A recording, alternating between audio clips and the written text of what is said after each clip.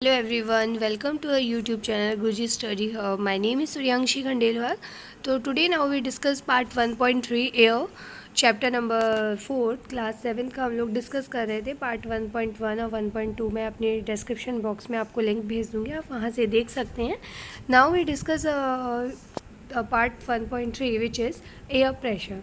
अब प्रेशर क्या है, एयर का दबाव कैसे रहता है, हम ये सब चीज़ें इसके अंदर डिस्कस करेंगे. So you will be surprise to know that air above as pressures so with the great forces on our bodies. जो भी हमारी great force of on our bodies का मतलब यहाँ पर है, यहाँ पे जो सी है, वाटर बॉडीज़ हैं, उन पे एयर का प्रेशर पड़ता है automatically. Okay, so this is because the air passes us from all directions and our body exert a counter pressure.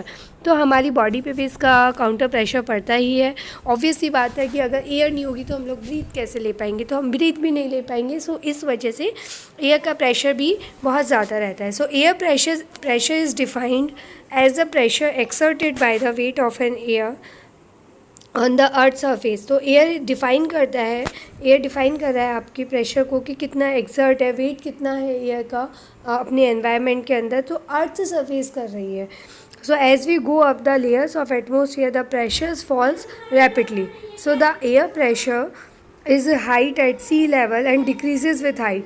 जैसे जैसे हम सी लेवल की हाइट पे जाते जाएंगे वैसे वैसे जो हमारा एयर का प्रेशर है वो क्या होता जाएगा, कम होता जाएगा. So horizontally the distribution of air pressure is influenced by temperature of air at a given place. In areas where temperatures is high, the air gets heated and rises. जहाँ जैसे जैसे एरिया में टेम्परेचर हाई होता जाता है और वैसे वैसे एयर के जो एयर हीटेड होती जाती है, बहुत ज़्यादा गर्म होती रहती है वो, ठीक है. सो ये क्यों होता है हमारा जो, सो this creates a low pressure area. जैसे जैसे हम एयर की हाइट पे जाते जाएंगे, जैसे जैसे हम हवा पे जाते जाएंगे, तो वहाँ पे लो प्रेशर एरिया होता है, क्योंकि वहाँ पे टेम्परेचर तो कम हो जाता है लेकिन एयर का जो कंप्रेशन है वो क्या होता जाता है, बढ़ता जाता है. So this creates a low pressure area. Low pressure is associated with cloudy skies and wet weather. In areas having lower temperature the air is cold. It is therefore heavy.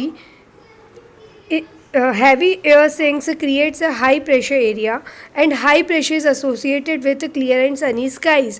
High pressure कब दिखता है हमें, जब एकदम साफ साफ बादल होते हैं हमारे चारों तरफ, जब हमें जो है एयर हाई का जो प्रेशर है वो ज़्यादा दिखता है. So the air always move from high pressure areas to low pressure area. Air हमेशा हाई प्रेशर से उठ के लो प्रेशर की तरफ जाती है.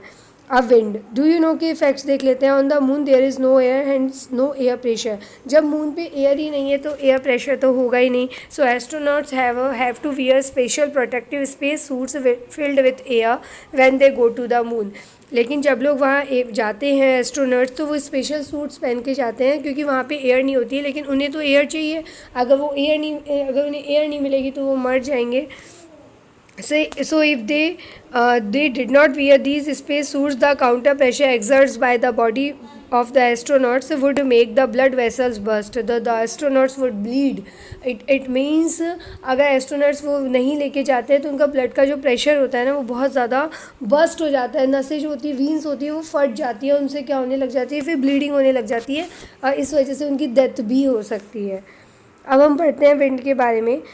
डू यू नो का इफेक्ट पढ़ लेते हैं पहले हम लोग. A wind is a named after the direction from which it blows. Example, the wind blowing from the west is called westerly.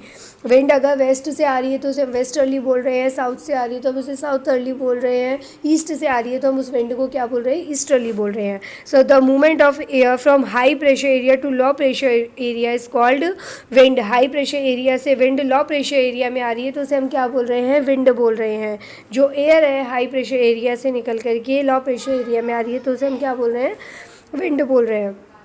So you can see wind at work as it blows dry leaves down the pavement or uproots trees during a storm. Sometimes when the wind blows gently you can even see it blowing away smoke or fine or dust. कभी कभी हम देखते हैं जब लोग बहुत तेज़ चलती है विंड, जब हवा बहुत तेज़ चलती है तो अपने साथ में डस्ट के पार्टिकल्स भी लेकर आती है, स्मोक भी लेकर आती है, जिससे हमें प्रॉब्लम भी हो जाती है ब्रीथ वगैरह लेने में. At times wind can be so strong that is difficult to walk against it. इतनी ज़्यादा हवा इतनी तेज़ होती है कि हम उसके सामने चल भी नहीं सकते हैं. So you must have experienced it is not easy to hold an umbrella on a windy day. ये भी हमें पता है कि अगर हम अम्ब्रेला लेके चल रहे हैं और बहुत तेज़ हवा चल रही है तो हम उस अम्ब्रेला को भी होल्ड नहीं कर पाते हैं। So think of some other examples when strong winds have created problems for you. Winds can be broadly divided into three types के winds को divide किया गया है यहाँ पर आपकी बुक के अंदर: permanent winds, seasonal winds and local winds. Permanent winds, the trade winds westerlies and easterlies are the permanent winds. These blow constantly throughout the year in a particular direction. Seasonal winds, these winds change this direction in different seasons. Seasonal winds season के accordingly चलती है. गर्मी में लू चलती है, वैसे ही winter areas में ठंडी हवाएं चलती है, कूल winds चलती हैं. For examples monsoon in India, मानसूनी विंड्स भी आती हैं जिसके कारण हमारे यहाँ पे बारिश होती है. Local winds, these blow only during a particular period of the day or year in a small area. For example, land and sea breeze. Do you recall the hot and dry local wind of northern plains of India? It is called loo. Local winds को हम लू बोलते हैं, sorry. अब देखिए हमारे को figure 4.4 major pressure balls and wind system belts and wind system बताया हुआ है. देखिए high pressure low pressure area में कैसे हो रही है, पोलर ईस्टरलाइज गिवन है, यहाँ पे पोलर ईस्टरलाइज गिवन है. ठीक है, तो हम लोग देख रहे हैं इसको कैसे कैसे विंड आ रही है. इक्वेटोरियल लॉ पे बहुत ज़्यादा प्रेशर है तो यहाँ पे जो प्रेशर है वहाँ की वजह से हवा कम होती जा रही है. ठीक है, तो there are 3 types of winds: permanent winds and seasonal winds and local winds. Cyclone, nature's fury. अब देखो साइक्लोन आता है तो सब जगह तबाही मच जाती है. In India, Odisha located on the eastern sea coast of India is prone to cyclones that originate in the Bay of Bengal. On 17-18 October 1999, cyclone hit 5 districts of the state. Cyclone ने 5 डिस्ट्रिक्ट को ख़राब किया state के. So another super cyclone occurred the 29 अक्टूबर 1999. देखिए cyclone आता है जब बहुत ज़्यादा तबाही हो जाती है, सब लोग बिखर जाते हैं, परिवार टूट जाते हैं, मतलब बहुत ज़्यादा तबाही हो जाती है. So the damage is caused, बहुत ज़्यादा डैमेज हो जाता है. The damage cause were mainly due to 3 factors: wind, velocity, rain and tidal surge. Wind इतना तेज़ होता है कि सब कुछ टूट जाता है और फिर बारिश ऊपर से, तो उसकी वजह से बाढ़ जैसे हालात भी हो जाते हैं. So the winds of up to 260 kilometre per hour lasted for over 36 hours.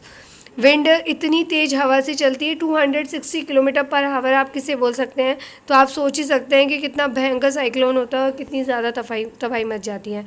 So these high velocity winds uprooted trees and damaged and kacha houses.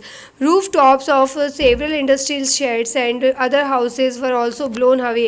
जो कच्चे मकान थे वो तो वैसे ही उड़ गए थे. Power supply and telecom lines snapped completely. Power supply जो थी, इलेक्ट्रिसिटी, वो एकदम ख़त्म हो चुकी थी. एंड जो टेलीफोन के लाइन्स है वो भी एकदम कम्प्लीटली ख़त्म हो चुकी थी. Heavy rain occurred under the influence of the cyclone for 3 days continuously. These rains led to flooding in the major rivers of Odisha. The cyclonic winds caused tidal waves that swept to 20 kilometer inland and brought, क्योंकि ये cyclones पानी में होते हैं, seize में होते हैं, तो बहुत बड़ी बड़ी लहरें उठती हैं और लहरें उठने से जो वहाँ के आसपास के जितने भी विलेजेस हैं उनको भी नुकसान पहुँचाती है, बहुत ज़्यादा डैमेज करके जाती है. साइक्लोन्स जब आते हैं जब and brought massive destruction to coastal areas. The 7 to 10 meter high tidal wave intruded suddenly and अब सडनली आते हैं ये. अब तो खैर बहुत ज़्यादा टेक्नोलॉजी आ चुकी है तो हमें पहले से बहुत कुछ पता चल जाता है साइंटिफिकली, बट पहले ऐसे नहीं होता था. इन 1999 में भी हमें इतना कुछ नहीं पता पड़ता था और अचानक से कोई आएगा तो कोई प्रिपेयर भी नहीं रहता था.